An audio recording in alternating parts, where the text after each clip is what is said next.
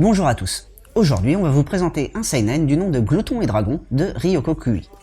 Tout commence dans un donjon où un groupe en quête de gloire et de fortune est en train de combattre un dragon. Ayant surestimé leur capacité, le groupe se retrouve vite débordé et la débâcle pointe le bout de son nez.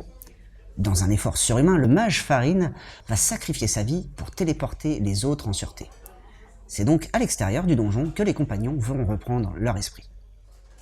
N'écoutant que leur courage, les aventuriers décident de retourner dans le donjon pour sauver Farine d'une digestion imminente. Cependant, une difficulté va s'inviter, ils ne possèdent malheureusement plus d'argent ni de provisions. Oh, et puis tant pis, de toute façon ce donjon regorge de monstres, ils n'auront qu'à les cuisiner au fur et à mesure de leur progression.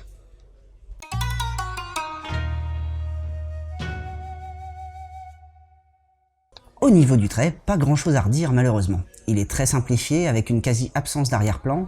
On notera toutefois un soin particulier apporté aux présentations des plats préparés qui ont la particularité de mettre l'eau à la bouche. Un petit bémol sur la version française dont les onomatopées d'origine n'ont pas été conservées. Pour ce qui est du Nemu, on reste sur du classique avec quelques coupes de biais qui permettent d'apporter un peu plus de dynamisme à la narration.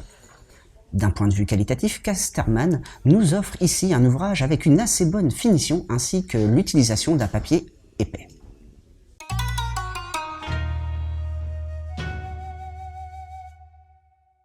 Glouton et Dragon est la première œuvre publiée de Ryoko Kui et pour une première, j'avoue avoir été très agréablement surpris.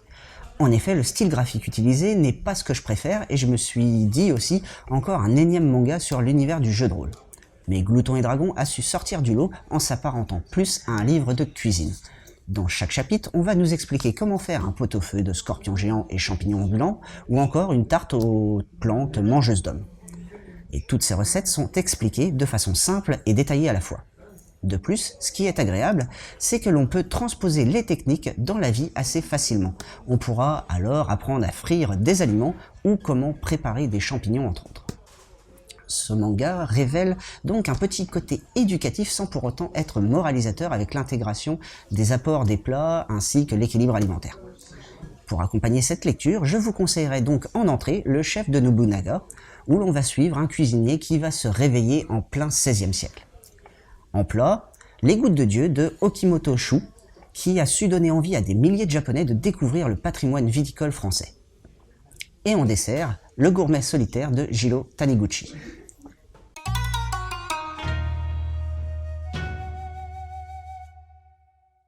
En résumé, Glouton et Dragon est un seinen de Ryoko Kui où l'on va suivre un groupe d'aventuriers déterminés à sauver leur mage de l'estomac d'un dragon.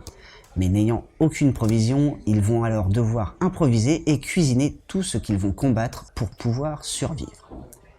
Pour ce qui est du graphisme, le dessin est assez simplifié avec une très faible présence des arrière-plans. Le Nemu, quant à lui, apporte un dynamisme à la narration.